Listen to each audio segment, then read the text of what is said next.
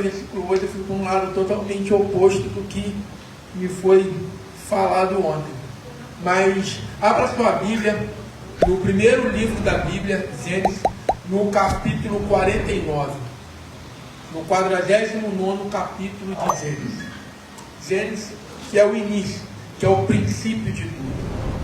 E tendo em vista que Gênesis é o início, Gênesis é o princípio de tudo, nós vamos ler um versículo o qual ele relata a história de José. Porque ao decorrer dos versículos subsequentes, nós vamos ler apenas Gênesis capítulo 49, vamos se atentar apenas ao versículo 22. Porém, os versículos subsequentes, ele fala da história de José.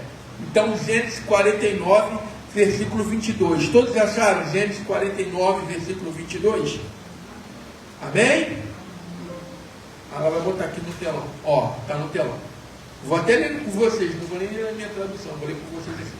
Diz assim a palavra do Senhor: José é um ramo frutífero. Ramo frutífero junto a uma fonte. Seus raminhos se estendem sobre o muro. Em algumas traduções diz galhos. Soberano Deus e eterno Pai, Pai de poder e glória, te peço nesse momento, nesta noite, Senhor, que o Senhor se desvazie eu de eu mesmo, Senhor. Que não seja mais a minha sabedoria, a minha inteligência, o meu intelecto, Senhor. Joga fora, Senhor, toda a hermenêutica, Senhor. Joga fora, Senhor, toda a homilética, Senhor, que verdadeiramente que cairá deste púlpito uma tua palavra, Senhor. Pura, Senhor, a tua palavra que encontrará corações receptivos a recebê-la, Pai. Que verdadeiramente, Senhor, tire, Senhor, qualquer mente cauterizada neste santuário, Pai. E que verdadeiramente a tua unção, Pai, a unção que despedaça o jugo, possa estar sobre esse santuário nesta noite. É isso que eu te peço, te louvo e te agradeço. Em nome de Jesus. Amém. Glória a Deus. E eu fui ler, fui estudar um pouquinho para poder estar aqui. E a palavra, e algumas palavras, a palavra ramo frutífero, ela salta aos olhos assim que a gente lê o versículo. E ramo frutífero nada mais quer dizer que um ramo que dá frutos. Um ramo útil, um ramo proveitoso na obra do Senhor. E assim eu começo a nossa pregação. Ramo frutífero, que dá frutos. Nós estamos gerando frutos na obra do Senhor. Se o Senhor voltasse agora, Ele olharia para nós e veria um ramo proveitoso, veria um ramo útil em nós. Coloca para mim, Senhor, João capítulo 15, versículo 5, por favor. João 15, versículo 5. Nós vamos ler uma passagem que diz assim: eu sou a videira, vós sois as varas. Quem permanece em mim e eu nele, olha o detalhe aí. Quem permanece em mim e eu, Cristo, nele. Esse dá muito fruto, porque sem mim nada podeis fazer. E agora vê para mim, Senhor, Mateus 21, 20.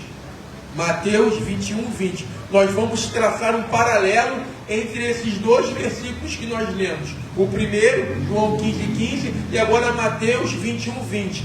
Quando os discípulos viram isso, perguntaram admirados, como é que imediatamente secou a figueira? Se 21, 20 esse, tenta o 19. É porque na minha tradução está diferente um pouquinho. É essa aí mesmo. E avistando uma figueira à beira do caminho, dela se aproximou, e não achou nela senão folhas somente, e disse: nunca mais nasça fruto de ti. E a figueira secou imediatamente. Aqui nós podemos ver duas questões, bem simples, muito simples. Uma, que gera frutos, dá muitos frutos, é próspera, é frondosa. E a outra que não dá fruto nenhum, que é seca, que é vazia, que é oca, que não tem nada, que não sai nada. E nas duas questões, Cristo tem uma maneira diferente de lidar. A primeira questão, a primeira figueira, eu sou a figueira verdadeira, e vós somos os frutos. Nós somos os galinhos da figueira. Se nós estivermos inseridos em Cristo, nós vamos dar muitos frutos. Porém, se nós estivermos por nós mesmos, por nossas forças, por nossos pensamentos e nossos desejos, nós vamos ser a figueira de Mateus. Nós não vamos gerar nada, nós não vamos gerar frutos, nós não vamos gerar frutos excelentes para a glória de Deus. E aí que vem a pergunta que eu fiz no início. Nós estamos em que categoria? Nós estamos gerando frutos ou estamos secos na obra do Senhor? Porque se Jesus voltar agora e ver uma árvore frondosa, um ramo frutífero, ele vai limpar para você dar mais fruto. Porém, se Jesus voltar agora e você não der frutos, Mateus 21 já respondeu. Eu não preciso responder por vocês. E na seguinte, ele diz assim: ramo frutífero junto à fonte, ou junto ao ribeiro. Serno, bota para mim Salmos 1, versículo 3, Salmo 1, versículo 3. Muitos aqui sabem de cor esse versículo, Salmo 1, versículo 3, porque ele diz assim: pois será como árvore plantada junto às correntes de água, a qual dá o seu fruto na estação própria, e cujas folhas não caem, e tudo quanto fizer prosperará. Aleluia, glória a Deus. Sabe quando você está no meio da tribulação, está aquele negócio que você não sabe o que fazer, aí você mete a mão e o negócio dá certo? Sabe, um monte de gente já meteu a mão, ninguém resolveu. Você foi lá, meteu a mão e resolveu. Sabe, quando as pessoas não têm, sabe uma situação, acontece uma situação delicada e ninguém tem o que falar, aí você vai lá e tem uma palavra que vai direto. E aquela palavra conforta quem está abatido. Aquela palavra exorta quem precisa de uma exortação, mas uma palavra em que a pessoa que está recebendo a palavra fala: pô, essa palavra foi de Deus. Essa palavra foi de Deus. E essa palavra diz assim: o que Deus tem colhido de nós? Ele tem colhido a amargura? Ele tem colhido bons frutos? Ou ele tem colhido palavras ruins, palavras amargas? Uma certa feita, logo no início, que eu cheguei aqui na Resgatando Vidas, que eu já nem lembro mais quanto tempo faz, o pastor Harrison falou uma coisa e isso ficou guardado para mim. E nesse negócio de mudança, eu assinei alguns livrinhos e isso estava anotado lá. Se você só se alimentasse das suas palavras, você estaria envenenado ou você estaria frutificando? Se você só pudesse se alimentar do que você fala, do que você produz, do que você dá amor, você dá carinho, você dá afeto, ou você dá palavra dura, ou você dá amargura, ou você dá dureza de coração? O que você tem dado? Coloca para a gente, irmão, João capítulo 15, versículo 16. Vós não me escolhestes a mim, mas eu vos escolhi a vós, e vos designei para que vades e deis frutos. Vou dar uma paradinha aqui. Ele escolheu a cada um de nós que está aqui dentro desta noite.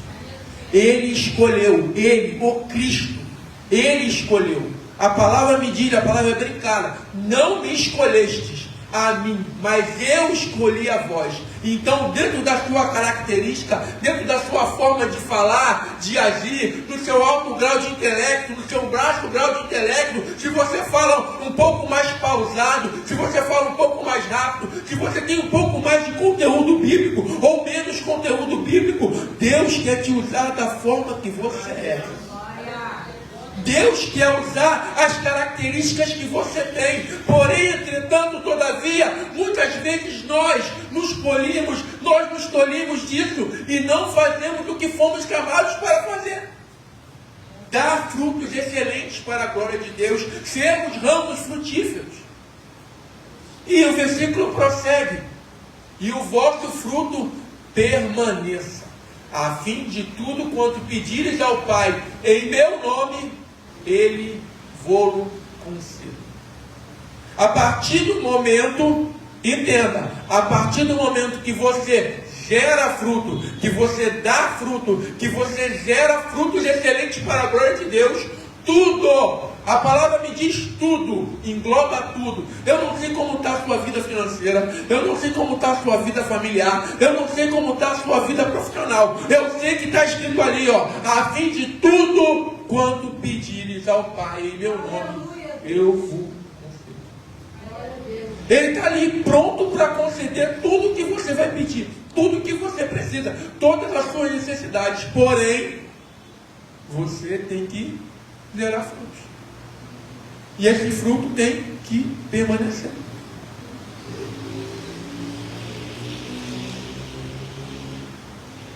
Uma pergunta que eu faço para a igreja e faço para mim também, mas você não precisa me responder, você pode responder para o Espírito Santo de Deus.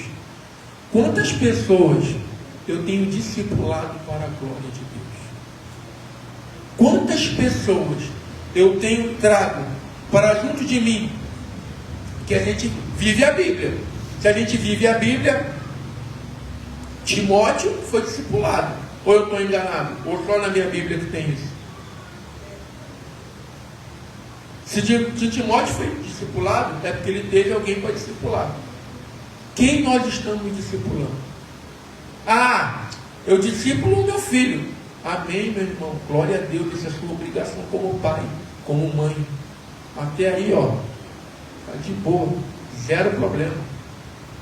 Ah, eu discipulo o irmãozinho lá da igreja. Pô, meu amigo, desculpa. Suportai-vos uns aos outros em amor.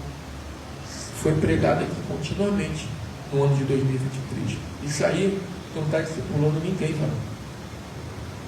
Você está discipulando sim, quando você passa daquela porta para fora, e uma pessoa que não conhece a palavra da verdade, a palavra que transforma, a palavra que te trouxe aqui nesta noite, e você verdadeiramente, quando você está discipulando aquela pessoa, quando aquela pessoa vê Cristo na tua vida,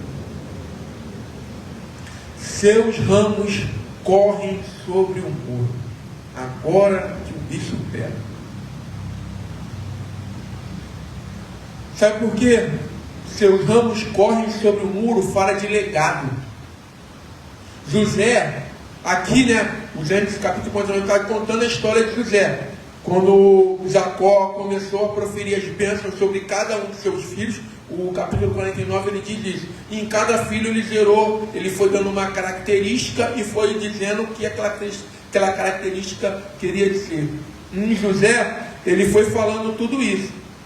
E quando chegou nessa parte de ser ramos frutíferos sobre o muro, ele quis dizer que José, a vida de José, ultrapassou as barreiras da onde ele vivia, da onde ele morava. As pessoas de outras províncias conheciam a história de José. Nós hoje conhecemos a história de José porque ela está escrita na Bíblia. E pelo que eu aprendi, todos os nomes das pessoas que estão na Bíblia são pessoas que foram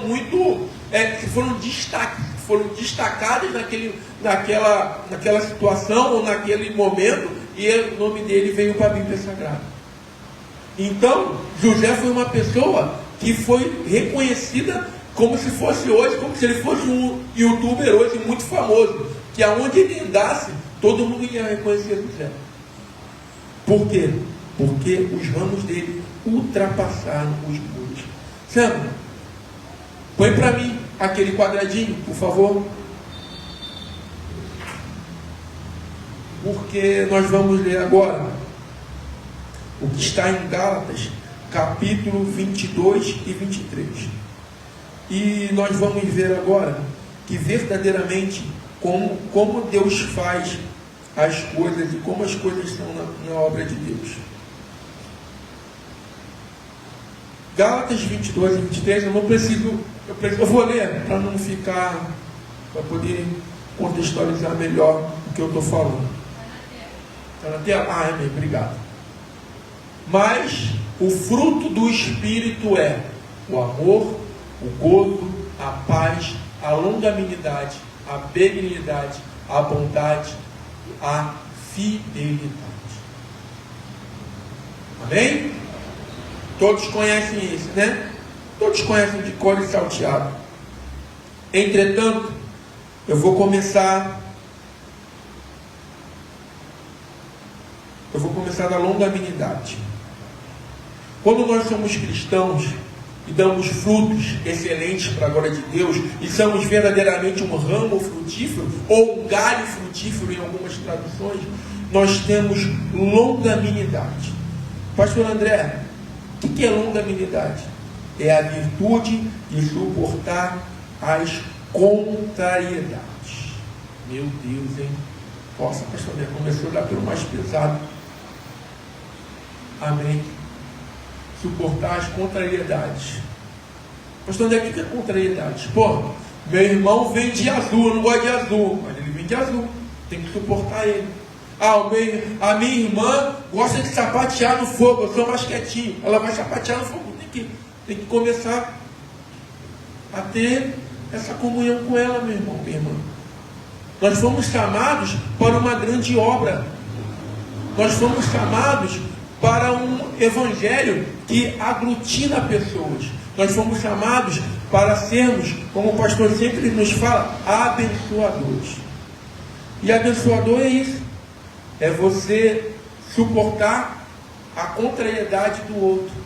Porque Cristo suportava. Ou você acha que quando os fariseus iam lá falar, blasfemar contra ele, ele achava super maneiro, super legal? Não. Mas ele lhe dava. Bondade. O que é bondade? Que é naturalmente inclinado a fazer o bem. Eu estou inclinado a fazer o bem em todo o tempo.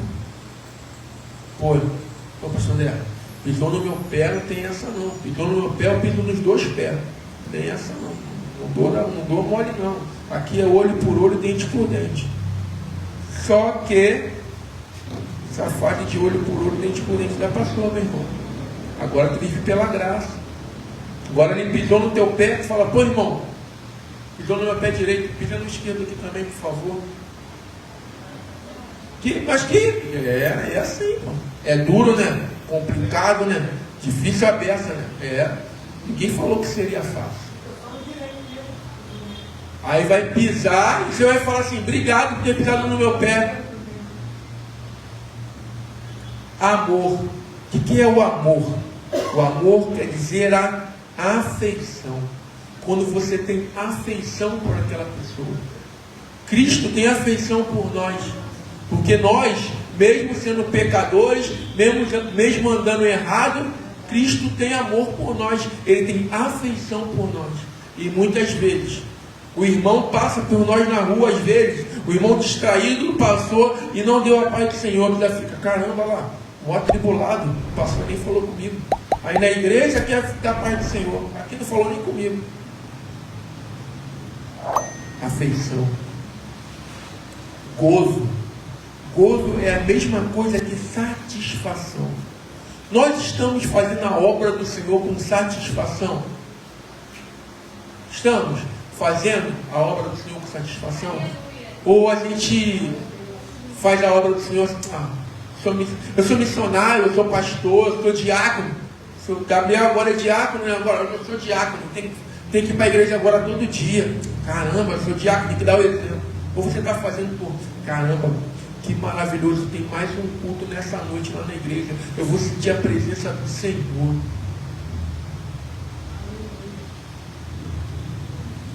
Paz. A paz é a relação de pessoas que não estão em conflito. Eita, glória, hein? Agora pegou, hein? Agora doeu, agora apertou o calo, hein? Paz. Porque quando eu entro Eu saúdo cada um dos irmãos com a paz do Senhor Jesus. E a paz quer dizer relação de pessoas que não estão em conflito. Entretanto, nós somos seres humanos e constantemente estamos em conflito. E aí, como é que faz agora? A Bíblia está mentindo? Ou você dá a paz da boca para fora?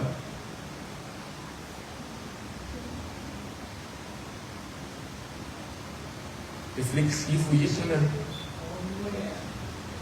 Porque hoje já virou no automático. Já vira no automático. Pai do Senhor. Não, meu irmão. Não, minha irmã. Nós temos que viver o que nós pregamos. Nós temos que viver o que nós falamos. Nós não temos que ter conflito. Se eu tenho conflito com a pessoa, eu vou até a pessoa e falar: minha irmã, está acontecendo isso. Por quê? Por causa disso. Sabe por quê? Porque tem a benignidade. Aquele que é dotado de características boas. Sabe qual é a boa característica? Eu ter paz com meu irmão. Que a palavra de Deus me diz: ter paz uns com os outros. Glória a Deus. Aleluia. Mansidão, brandura na maneira de se expressar, meio. Eu tenho sido brando, eu tenho tido brandura quando eu me expresso com o meu irmão ou com a minha irmã. Eu tenho falado com ele ou com ela com amor, porque Cristo poderia ser muito duro conosco.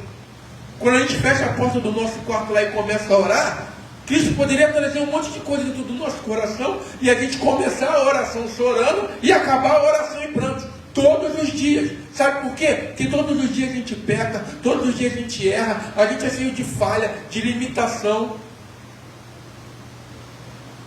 Mas não. Cristo é mansidão. Sabe por quê? A gente peca a primeira, peca a segunda, peca a terceira, ele está lá. Quando a gente... isso acontece muito quando a gente abre o devocional de manhã, né?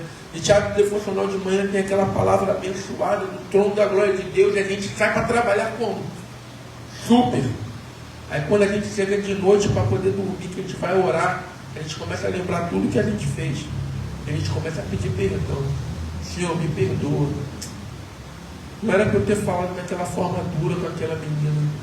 Não era para eu ter retrucado quando o meu chefe falou comigo.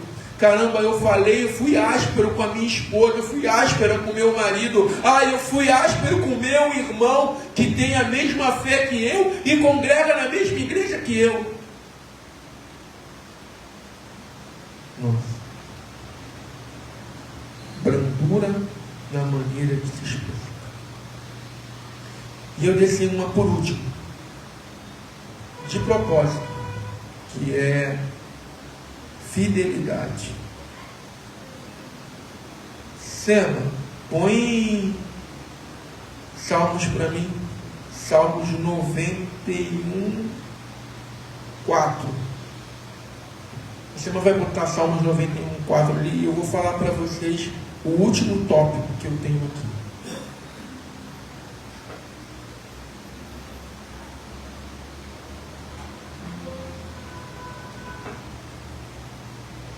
O último tópico que eu tenho aqui, eu quero ler primeiro o versículo com vocês. Salmos 91, versículo 4 diz assim: Ele te cobre com as suas penas, e debaixo das suas asas encontras refúgio, e a sua verdade é escudo e broqueiro. Sabe por que eu falei isso? Porque o último tópico que eu desci por último é a fidelidade, que demonstra zelo, respeito e lealdade. Nós temos demonstrado zelo pela casa do Senhor. Nós temos demonstrado respeito às autoridades constituídas na casa do Senhor. Nós temos mostrado lealdade. ao Deus Todo-Poderoso. E quando eu falo lealdade, eu não falo só do teu dízimo e da tua oferta, não. Porque isso é uma regra com mandamento. Está escrito aqui. Eu não preciso me prolongar isso, porque quando você não faz isso, é apenas uma consequência das outras coisas que você não fez. E quando você não tem zelo pela casa do Senhor, quando você não respeita as autoridades constituídas pelo Senhor, como é que você vai ter lealdade pelo Senhor? Não tem como, a conta não fecha. Porque isso aqui, como a gente costuma dizer, é um compilado, é um combo de coisas. Não tem como você, quando você pede um sanduíche, não tem como você pedir uma Coca-Cola, um hambúrguer, você vai sempre pedir uma batatinha. Ou então você pede uma Coca-Cola e uma pizza. Você sempre vai pedir uma pizza doce. Para quê? Para poder equilibrar. Então, quando você demonstra zelo e respeito na casa do Senhor, quando você demonstra zelo pela casa do Senhor, pelas coisas do Senhor, e você demonstra respeito pelas autoridades constituídas, consequentemente, você terá a lealdade. E, como está escrito no versículo, uma coisa vai levar a outra. Porque quando nós lemos o versículo do Salmos 91, ele vai dizer exatamente o que está escrito aqui. Por quê? Ele vai juntar o compilado de coisas que eu acabei de falar e vai nos mostrar de forma didática e espiritual que zelo, respeito e lealdade, ele te cobre com as suas penas, zelo, e debaixo das suas asas encontra refúgio, respeito, e sua verdade é escudo e broquel, lealdade. Que nessa noite, eu não quero me prolongar muito porque temos um culto de ceia ainda, que nessa noite, verdadeiramente, nós, como ramos frutíferos da videira, isto é, discípulos de Jesus, possamos fazer a nossa parte na equipe de trabalho, que possamos ser membros ativos da equipe de Deus. Deus conhece a cada coração e não permite engano na sua casa. Sejamos ramos frutíferos, trazendo outras pessoas para também se tornarem ramos frutíferos na vinha do Eterno. Amém? Assim eu agradeço a minha oportunidade em nome de Jesus.